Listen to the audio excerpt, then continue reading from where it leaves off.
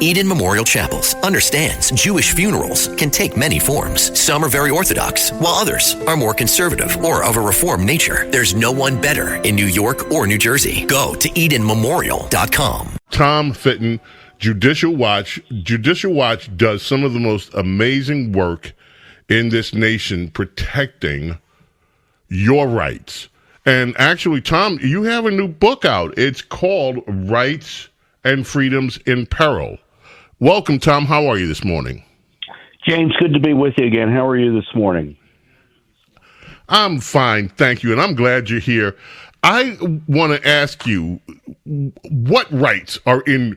You know, the left keeps talking about democracy is fragile, and the conservatives, why you people, Trump, they want to become dictators. They want to take away your rights. They want to destroy democracy.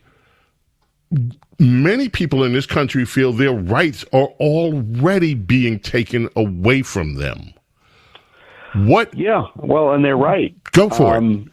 And the left wants to do it. They want to kind of do it directly, challenging and trying to restrict certain rights, and indirectly by destroying the institutions that protect those rights, like the Supreme Court. But the easiest description as to what their plan is and what they've done to us personally is our First Amendment rights. So when they censor Donald Trump, when they censor users on platforms like Facebook or Twitter back in the day, or YouTube, they obviously are targeting specific people, right? Like me, Judicial Watch, Donald Trump. I don't know if you've been on the list yet, James. Oh, yeah. I'm still shadow banned on Twitter. Yeah. So your rights are being violated, especially when the government's involved in telling these big tech companies to target these people. But everyone who listens to you, everyone who would otherwise gain access to information from Donald Trump, their information suppressed, their right to get access to information, that's a First Amendment right. You know, the free speech works both ways, the speaker and the listener. So this has been the most significant attack on First Amendment freedoms, the censorship that took place in 2020 and continues in no small measure today. It's not just Trump. It's not just conservatives on these platforms that people know people know because they're big names. It's their users. It's their followers who are also being censored under this extreme attack on the First Amendment by not only government officials, but by their allies in big tech.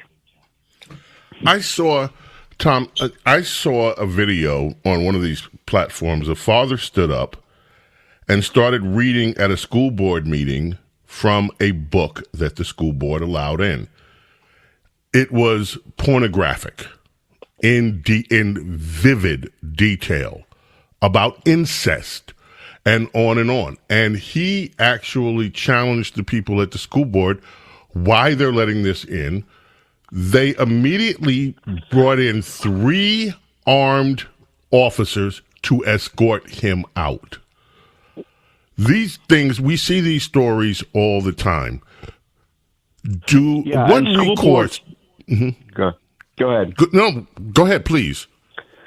I mean, this is another big issue. And, you know, we use FOIA, right, to gain access to information. And the First Amendment allows us to talk about that information, right? And the school boards don't like FOIA. And the other aspect of the First Amendment is the right to petition your government, right? Yes. And that means going to a school board meeting and speaking out. And speaking out in a way that, you know, you still have to follow certain rules. There's no doubt about it. But the idea that reading material that's at issue in a school board in terms of the access to children, such as the pornographic material you decide would warrant you getting thrown out of a meeting, is disturbing. Now, if there's something specific that happened, I'm no lawyer, but, you know, the parent should check in with lawyers who might be able to get him some redress. But this is all too, this is kind of part of it, too, because school boards now hate FOIA, right? They hate parents who are asking questions. They're seeking to restrict certain public meetings about discussions on these hot button and sensitive issues. So it's not just in Washington where, you know, you literally get thrown in jail, right, the Biden administration, or they're attempting to throw Donald Trump in jail, it's happening with school boards as well. Now, you just led me into the next question, which I was going to ask you about the lawfare that we currently see. I know right now that Judicial Watch, is seeking information that would kind of give us a heads up as the American public, information on what is going on with the Secret Service and why we can't seem to get answers from the Secret Service on their, I guess, lack of capabilities toward Donald Trump, these assassination attempts. What are you at Judicial Watch planning in the event of I hope not giving away secrets, in the event Donald Trump wins the election? What should we look forward to in terms of the information that we as the American public might finally be able to get? Yeah, that's a good question. If I were Trump and I won, I'd go on a transparency tear. I exposed the lawfare against him and other innocent Americans by the Justice Department and the FBI.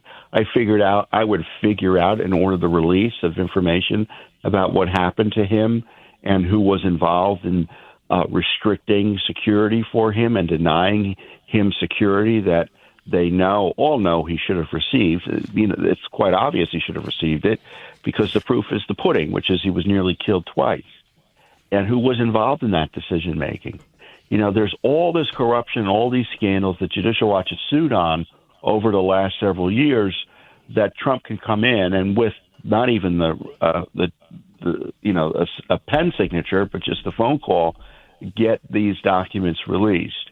And that's going to be a challenge because we already had one Trump administration, and you would have administration officials who were more beholden to the deep state than to the rule of law and transparency, who would still sit on this material and defend the indefensible. So let's hope that changes.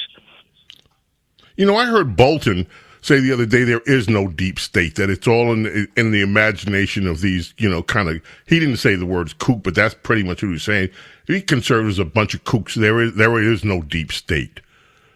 Of course there is. There's a permanent bureaucracy. It's largely partisan. I mean, it's based here in Washington, D.C. It's mostly Democrat, largely liberal, especially in the key agencies like the Justice Department. But, I remember someone else in the Trump White House kind of echoing what Bolton said, and he was very friendly to the Trump agenda. And he said, Tom, the problem isn't the deep state, it's the top state. And the key point he was making was to be sure that the officials that come in all have signed on to the agenda of transparency and accountability and holding the government accountable. Too often the appointees of any Republican president get captured by the bureaucracies and they become literally part of the deep state, or as my friend said, the top state. All right, Tom, in the remaining moments we have left, I want you to tell people, number one, how they can get your book. That's number one. And then after, please tell people how they can support the amazing work that you do at Judicial Watch. Well, getting the book is a great and direct way to support the work. It's Rights and Freedoms in Peril. Rights and Freedoms in Peril. And I encourage people not only to read the book, but to read it before the election, because it talks about election integrity and what might go right and wrong vis-a-vis 2020. Do we want what happened then to happen again? And then, of course, Judicial Watch, all this work we're talking about, all these documents, they're all available on our website at judicialwatch.org, judicialwatch.org. The book's all over. Judicial Watch is all over the Internet.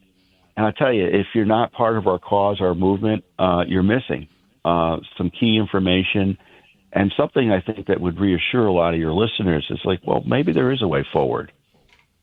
We need this group, Judicial Watch, to keep on working. Do you feel optimistic about the future? Well, as a Christian, I'm optimistic. But as a citizen, I get nervous. I'm optimistic and outraged at the same time. I'm optimistic in the sense I don't think a lot needs to be done to fix the country. We need new leaders in key places, and it would be remarkable the changes are. And I'm pessimistic because even given that small increment in leadership that we need, we never seem to get it. So I get frustrated. So there you have it. Tom Fitton, thank you so much for joining us. You must come back. Always enjoy speaking with you. Again, Judicial Watch. You know, I've been following, and I use their website. I go on their website very often, and I would encourage all of you to do the same. Judicial Watch, they just do the most amazing work, and very often they're the only ones, and not on everything. There are other groups, but Judicial Watch has taken the lead on so many issues, trying to get information that no one else is getting on these matters, the lawfare, and it just continues in individual freedom. So, very worthwhile organization.